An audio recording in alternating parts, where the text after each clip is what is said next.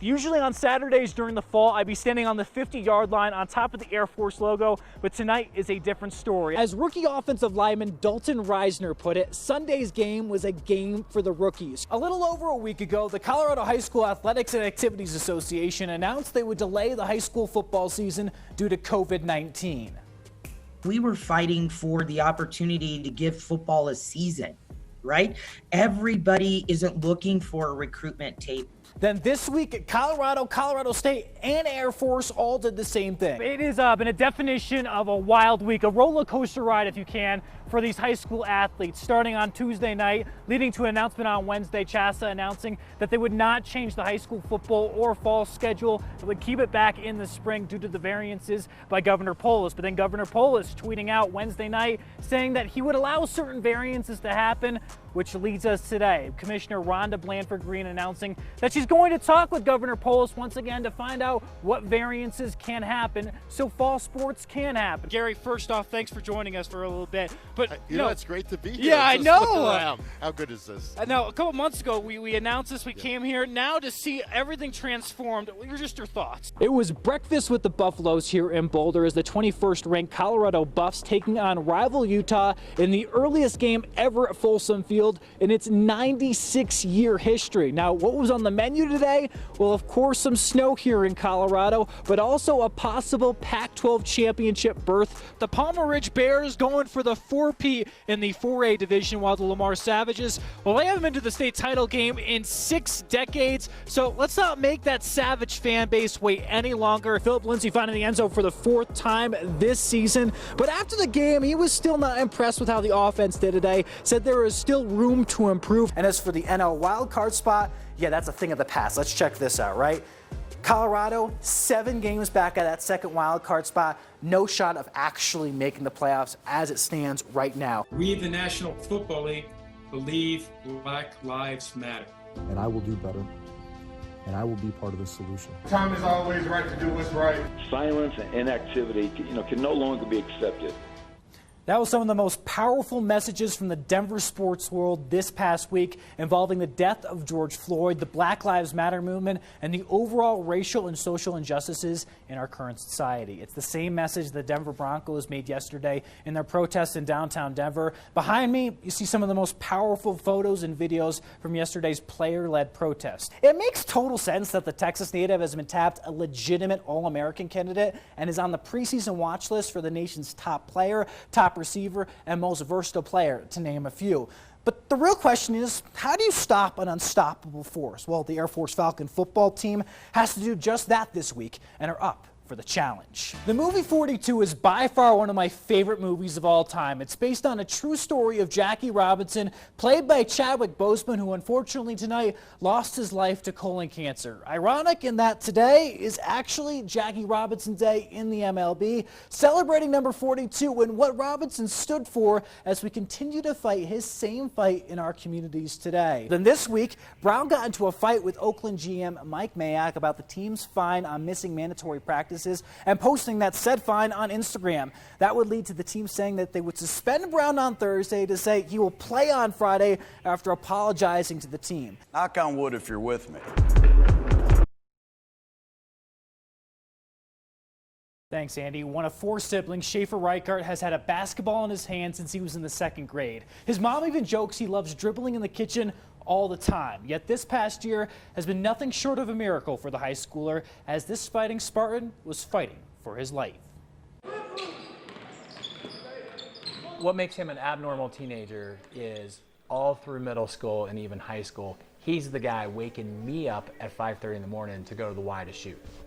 If you wanted to tell a story about Schaefer Reichart, it would start here, in Doherty High's gymnasium. And on game days, he can light up any scoreboard. But go back a year ago, and this would have never been close to a reality. Should you be alive right now? No, I shouldn't. Yeah. Like middle of January, and I got the flu for about a week, and then I was better, and I played a game, and I was, like, okay, I'm over it, and then it just hit me like a wall. As we first reported a year ago, Schaefer Reichart was in the hospital, clinging to his young life. I laid on his chest at first, and I said, "You fight. You fight. You fight. You come back to me." Yeah, to Schaefer. And then I ran over to that other room, and I just fell apart.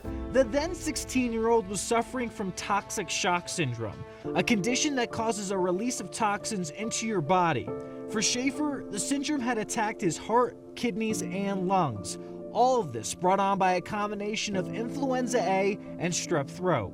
And he's sedated, and all these tubes are everywhere, and it was awful. It was completely awful. It was like I was on a lot of morphine and stuff, and so I wasn't really sure how bad it was, and I didn't even know I was unconscious for a week. At that point, it was like I just wanted to, just live, and it wasn't like would I play basketball again. It was just would I, live. So the initial prognosis was not good.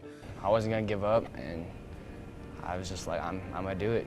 And with that spirit, things at Children's Hospital in Aurora took a turn for the better.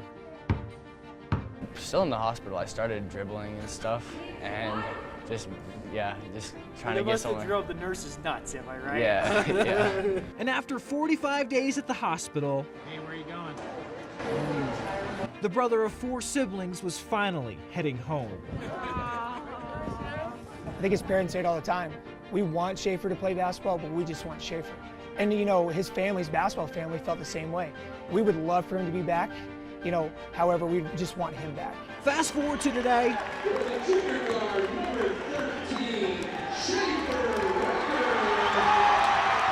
Reichart is back in the game. The junior is back at school, playing basketball and leading the Spartans in scoring this season, as if he hadn't missed a shot. I had a lot of conversations, would he ever play again? And now you're thinking, quality of life, like beyond basketball. And to think that a year later, the process that he's taken and how hard he's had to work through recovery to get to score double digits in a game against some of the best players in Colorado. It really is an amazing thing. The other brothers joke that if any of the other 3 were in that situation, they all say they'd been done. So if you're looking for Schaefer today, you can still find him and his family right here in the Doherty High Gym, but this time with a different story to tell.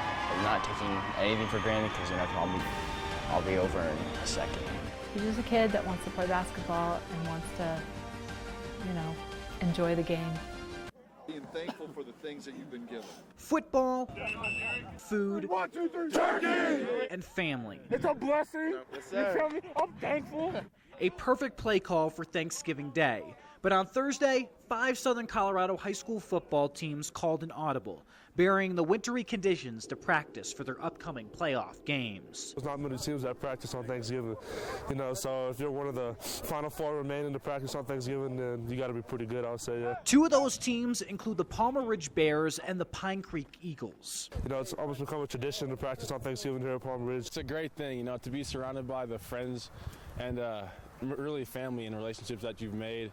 And on such a special day and get out here and do what you love, it's nothing like it. Now, these 2 rivals can't agree on much, but can admit they both want to see themselves advance to the state finals game. In the end, we just want to get, 7 more days with our team. As for the most important question on Thanksgiving. So what's the thing you're going for first at the Thanksgiving meal today? Oh, I'm a big turkey guy. Some stuffing. Turkey. Easy? Easy. What's better, stuffing the quarterback or eating stuffing?